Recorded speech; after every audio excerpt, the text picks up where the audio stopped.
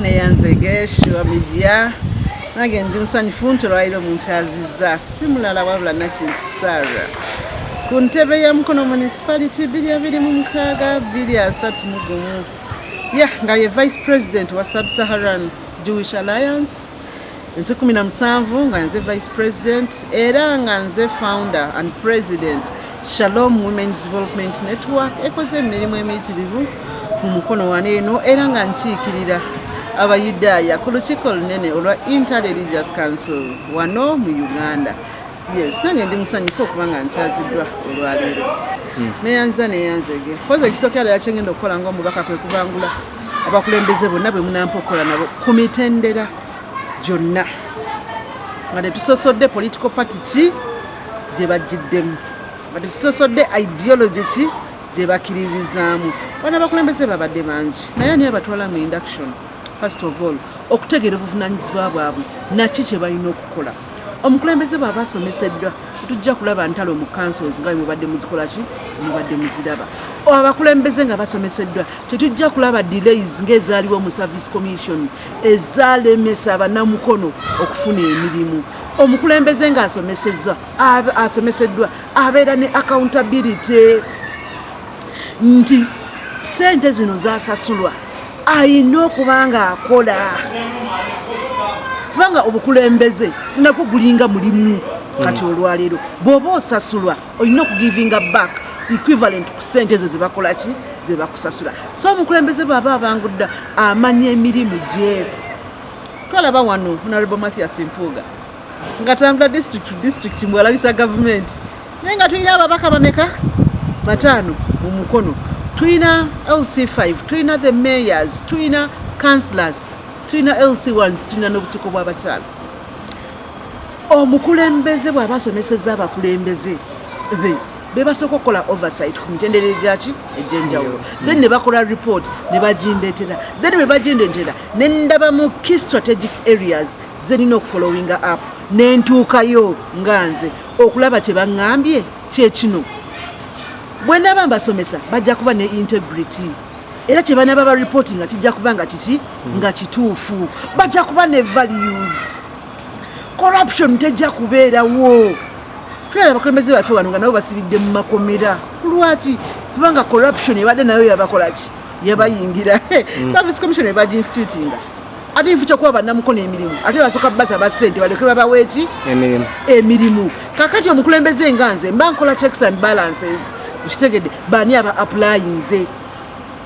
Is it on merit? Twagala bagabe emirimu ku merit so si ku technical noku ani akumanyi tuyoke tukuwa eki omulimu. Ebyo bizingamiza ebitundu bingi ne ministries ez'enjawulo mu government yaffe kubanga ani akumanyi balyoke bamu omulimu naye batolina expertise naye nga gundi akumanyi bagukola ki bagukuwa. So kye tuba tulaba nga ministries zonna zilagize behind ebitongole ebisinga byonna tebikola kubanga tebirina expertise eyo. So mu bukulembeze bwange kyenjagala okusookera ddala kwe kubangula abantu baffe. 2 okuteekawo reporting mechanism nti after every 3 months ojja n'otuula n'olaba district tusenvudde tulazeewa. That is part of oversight. Okitegedde naye tibali wano omukulembeze abikola ki abikola ku lwaki kubanga tebalina bumanyirivu obwo. Ng'oggyeko mainstream leadership eyebaddemu n'entalo nyingi bayize tulaba wano entalo zibeerawo nyingi bweba tebakwagala tebakuwa tiketi noba obadde wakola bulungi kitegedde tebakuwa tiketi kubanga omukulembeze just takola ki takwagala. Muntu omu yalina hiyase okusayirawo n'ekibiina kyonna mu district okitegedde naye ng'ate oluusi ne lens gyakozesezza si eki si yentuufu. So mu bukulembeze bwange kijja kuba on merit. Abantu bakwesigisizza ne bakuwa obuyinza buneeno wennaamala okukubangula olina okukola emirimu nga bw'olina ogikola ate tujja kuba tusupervisinga kugambye tujja kuba ne reporting mechanism nti tukoze eki mweno kwota bweti ne bweti. Omubaka alina okumanya wawe tusenvudde wawe tutuuse kyekibulamu tunyigewa okitegedde we weetaaga amaanyi so we weetaaga expertise endala. Kankubulireko kino okumanya abaka baffe tebalina bumanyirivu nabo bennyini tebakkiriza kubasomesa. Bitongole bingi wano bisomesa abakyala abayiseemu si bakyala bokka wabula ba MPs ab'enjawulo naye ani ajjayo mu zino trainings. Tubangudde wano UN Women International Republican Institutes, Netherlands Institute for Multi-Party Democracy, Women Democracy Network, on it. Ebyo nga byonna bivuddeyo ne bitusomesa. Naye ababaka baffe tebakola ki? Tebavaayo. Wano okumanya ababaka baffe bakibogo si ba mukono bokka. Twalina wano olukiiko olunene Uganda Organizing baluyita AfriPal. Africa yonna headquarter eri wano wa mu Uganda. Bayita ba MPs ab'enjawulo. Njagala nkubuulire ba MP bagamba bagala package ya $5 padde zalinda ku 3. Nebitongole ne bigamba tetugenda kukola ki? Tetugenda ziba tubawayo $25 kuba kwaliko accommodation.